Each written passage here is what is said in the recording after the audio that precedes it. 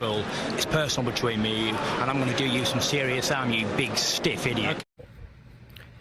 The Untouchable True School Sports Empire proudly presents something the boxing game's been missing. Hey, what's going on? It's your boy BT, and I came here to talk some boxing with the thousands of True School Sports subscribers. Now, you guys can save the date.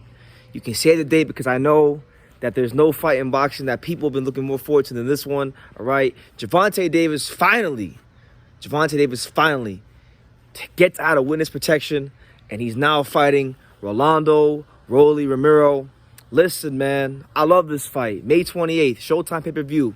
You know, I don't know if it's going to be in Vegas. I don't know if it's going to be in Texas, but it's going to happen. That much is for certain right now. So, really happy about this fight. I know a lot of boxing fans are saying, you know, Gervonta Davis is cherry-picking and whatever, and Rolly is this and Rolly is that. But listen, man, we've had so many fights in the career of Tank Davis that didn't mean anything, that were real cherry picks. This isn't that. Like, I'm gonna go back and say what I said when this fight first got signed back in late 2021. This is not a cherry pick. This is one of, in my opinion, I believe this is actually one of Gervonta Davis' tougher fights, because when we talk about Rolly Romero, we're talking about someone that's awkward. We're talking about someone that's physically strong. We're talking about someone who could punch. You know, he's not gonna come there to box with Tank. He's not gonna come in there with a pity pat and throw punches. He's coming to knock Tank's block off. And apart from maybe Isaac Cruz, he's probably the only opponent you can say that about. And we saw when Gervonta Davis actually fought someone who came to knock his block off, or it came to fight, he didn't have the most success. He didn't look like Gervonta Davis. He didn't look like the one, all right? So, because of that, I like the fight even more. And at this point, right? At this point, you would be led to believe that, at least for me, I'm led to believe that this fight is a lot more personal for Rolly, because when they were supposed to fight the first time, he had all those allegations, those false allegations that I knew at the time were nothing but bullshit and just a way to set him up and defame his character and and to prevent the fight from happening. You know, that happened. I was proven right. Rolly was proven innocent. And, you know, here we are all these months later, and the fight's going to happen. So I would be led to believe that this fight's going to be a little bit more personal for Rolly, because I remember when all that had happened and I saw him at the City Athletic Boxing Gym here in Vegas. He was very pissed off. He was very angry. He was very upset because he was planning on buying his mom a house last Christmas.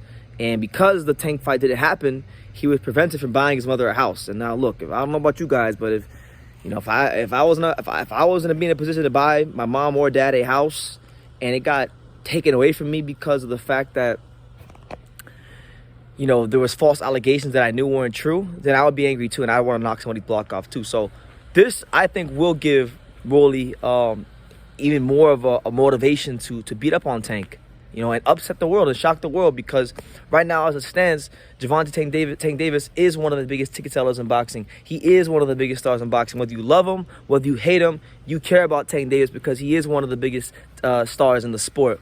So I like this fight because while everyone it's going to be easy for people to shit on this fight. Look, this kid Rolly, he's going to make this very entertaining, both in the ring and out the ring.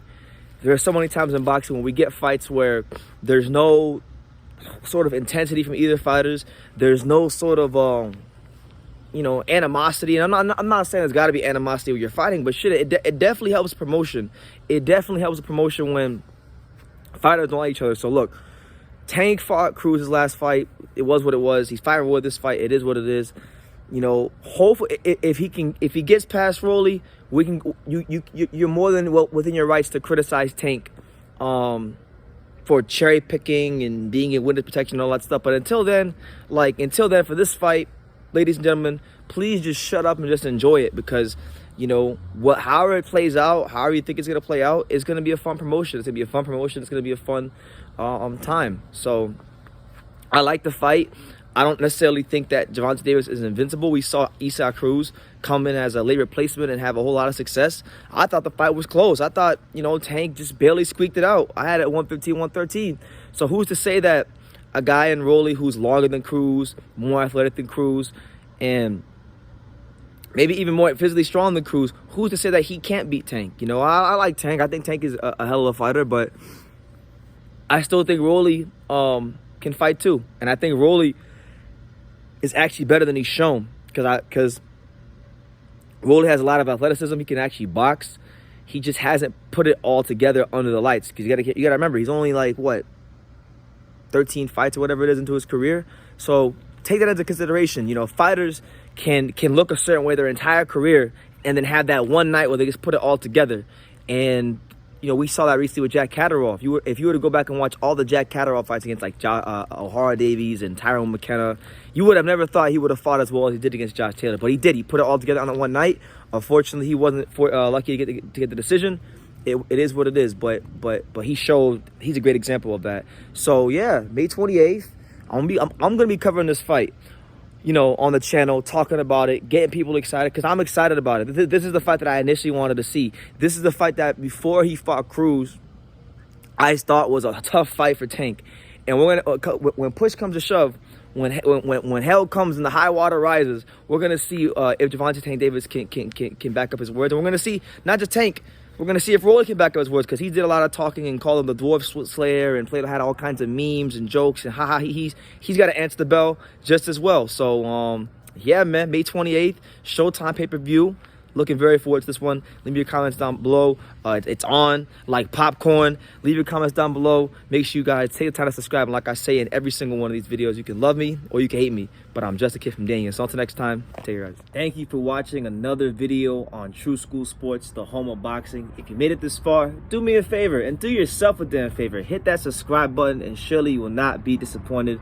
You know, True School Sports bringing you the latest and greatest, the untouchable, you know, boxing content, interviews, news videos, breakdowns, live fight reaction extravaganza. We've got a great community of people here, boxing fans all over the world, from America to the UK to Australia and on and on and on. So join the empire today. Hit that subscribe button. Take care and God bless.